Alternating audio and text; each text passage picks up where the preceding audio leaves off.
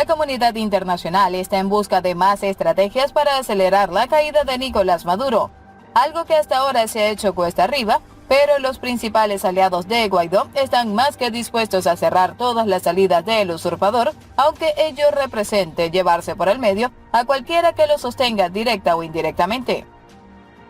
Pero veamos lo que el Departamento de Estado tiene preparado para continuar con el conglomerado de sanciones, tras asegurar que Venezuela está en la situación más nefasta y requiere una solución inmediata, así que regálanos un like y sigue este canal para que se enteren de todos los detalles.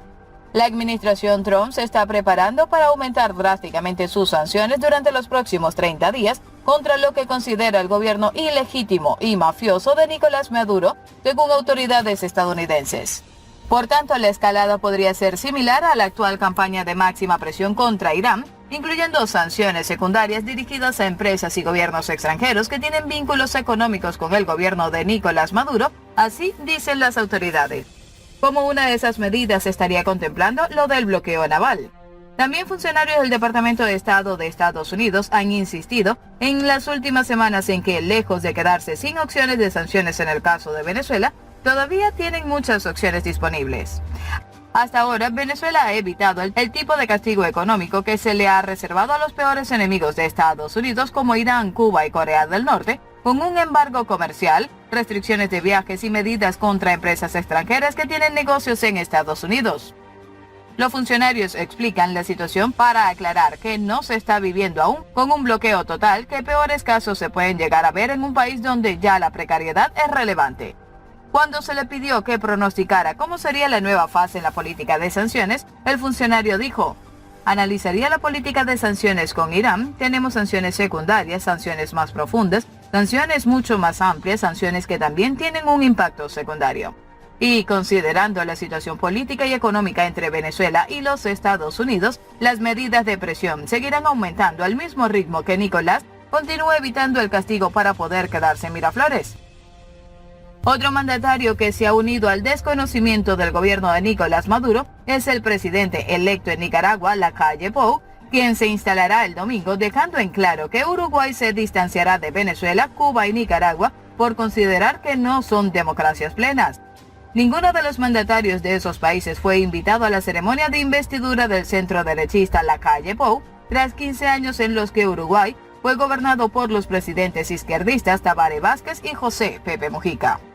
Decidimos no invitar a los presidentes de Venezuela, Cuba y Nicaragua, así lo confirmó Lacalle Pou en una entrevista con CNN difundida el domingo. No obstante, aclaró que los embajadores en Uruguay de estos países sí fueron invitados. La decisión es un posicionamiento sobre todo con respecto a Venezuela y su gobierno, un gobierno violador de los derechos humanos, agregó el líder de 46 años. Es una posición que se une a la gestión del presidente encargado Juan Guaidó para reforzar el trabajo político internacional en función de contribuir con la salida a la problemática que vive el pueblo venezolano. Días antes ya había dicho que no estaba dispuesto a que el autócrata de Nicolás Maduro que asistiera a los actos en los que recibirá del presidente saliente Tabaré Vázquez los atributos del mando. Su canciller designado, Ernesto Talvi, considera que Venezuela, Cuba y Nicaragua no son democracias plenas. La medida es un golpe al tablero de relaciones internacionales mantenidas por Uruguay bajo los gobiernos del izquierdista Frente Amplio desde el 2005. En América del Sur no hay ninguna democracia plena, salvo Uruguay, dijo el canciller saliente Rodolfo Nin Noboa. Ni Brasil, ni Argentina, ni Chile, ni Perú, ni Ecuador, ni Paraguay, ni Colombia son democracias plenas, afirmó. Si ese es el argumento, está teniendo un error de apreciación, puntualizó y advirtió que la medida tendría consecuencias. Que el gobierno de Bolivia, instalado tras la renuncia del presidente izquierdista Evo Morales, no integre esa lista negra, es para muchos una autocracia del peso ideológico de la medida. Pero Talvi señaló que si bien Bolivia tuvo un quiebre institucional, ya convocó a elecciones libres con la participación de todos los partidos y la observación internacional. Si este fuera el caso de los otros países, también hubieran sido invitados, diferenció. Para el politólogo Wilson Fernández Luzo Arriaga, experto en relaciones internacionales de la Universidad de la República, la decisión puede avalarse si se considera que Uruguay comparte con estos países espacios donde existen cláusulas democráticas. Sin embargo, apunta que la máxima de la política exterior uruguaya es la no injerencia, la cual debería respetarse en una asunción de gobierno. Ignacio Bartesacchi, director del Departamento de Negocios Internacionales e Integración de la Universidad Católica, cree que la decisión de Lacalle Pou es la manera de avisar que Uruguay cambiará abruptamente su postura respecto a Nicolás Maduro. En su entrevista con CNN, Lacalle Pou confirmó que Uruguay dejará el mecanismo de Montevideo creado junto con México para buscar una salida a la situación venezolana. Añadió que tiene sintonía con el Grupo de Lima y se mostró cerca de reconocer al líder parlamentario Juan Guaidó como presidente encargado de Venezuela. Lacalle Pou ratificó además su apoyo a la reelección al frente de la Organización de Estados Americanos de Almagro, quien fue canciller del presidente José Mujica del 2010 al 2015. Almagro es uno de los más ostensibles enemigos de Nicolás Maduro y una figura hoy reprobada por buena parte de la izquierda uruguaya. Hay una razón macropolítica de reposicionamiento del país a los ojos del mundo, observa el analista internacional Nicolás Albertoni, investigador en la Universidad del Sur de California. Ning Novoa advirtió que al nuevo gobierno le debería preocupar que su decisión afecte al comercio con los países excluidos, pero los expertos sostienen que las relaciones diplomáticas y comerciales van muchas veces por carriles diferentes. Las relaciones internacionales son cada vez más pragmáticas, señala Bartesashi. Estados Unidos sigue comprando petróleo desde Venezuela o Paraguay comercia cada vez más con China sin tener relaciones diplomáticas, ilustra. Por eso, para los analistas, la nueva postura diplomática de Uruguay no tendrá mayores efectos a menos que reaccionen los gobiernos afectados. No imagino impactos de consideración, dice Bartesashi. El comercio con Venezuela es muy bajo, lo mismo que con Nicaragua. Si bien con Cuba existe un flujo de exportaciones considerable, se trata de bienes que son de primera necesidad para Cuba y que no pueden dejar de adquirirse. Y a pesar de este alejamiento, el gobierno oficialista sigue fortaleciendo sus alianzas con Venezuela por medio de la vicepresidenta Delcy Rodríguez, quien calificó la solidaridad Cuba-Venezuela como símbolo de la libertad, la autodeterminación de los dos países que decidieron marchar juntos y servir como referencia para los pueblos de nuestro continente y del mundo.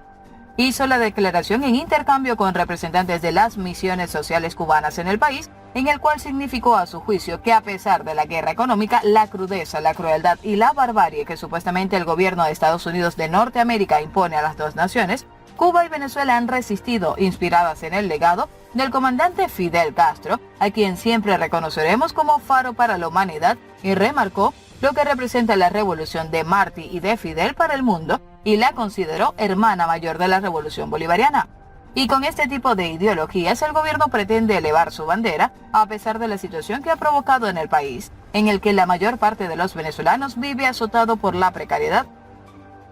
La funcionaria chavista que recientemente se ha visto envuelta en el escándalo del aeropuerto de Barajas también fue cuestionada nada más y nada menos que por un exdirector de inteligencia en el exilio. Se trata de Manuel Christopher Figuera, quien ha contado también que conoce a la vicepresidenta venezolana, Delcy Rodríguez. Sé de la influencia que ella y su hermano, el ministro de Propaganda, tienen sobre Nicolás Maduro. Por eso cree que el autócrata venezolano la eligió a ella para venir a España en una misión que ha calificado como más propia de James Bond. Cree el exdirector de inteligencia venezolana que el objetivo de Delcy Rodríguez, viniendo a España, era más que claro: comprar posiciones políticas con oro y dinero.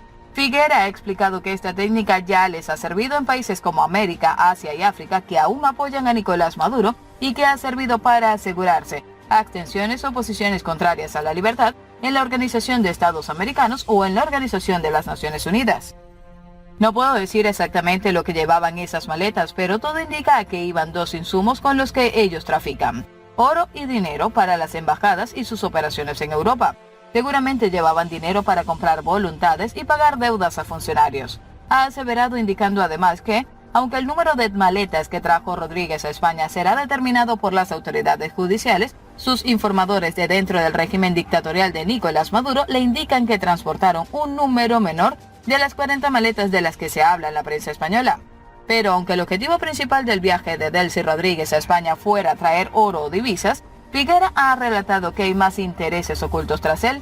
Uno de ellos sería concretar la negativa del gobierno de España para recibir al presidente encargado de Venezuela, Juan Guaidó, y tratar así de generar un efecto dominó entre los países de la Unión Europea.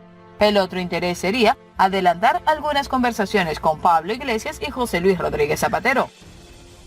Precisamente sobre el expresidente socialista ha hablado largo y tendido el exdirector de inteligencia venezolana durante una entrevista. Figuera considera que es de todos conocida la estrecha relación entre Zapatero y Delcy Rodríguez y que la misión principal del expresidente en Venezuela es lavarle la cara al gobierno haciendo las veces de certificador de transparencia de un gobierno totalitario que tiene al 80% de su población sometida al hambre, la miseria y la precariedad.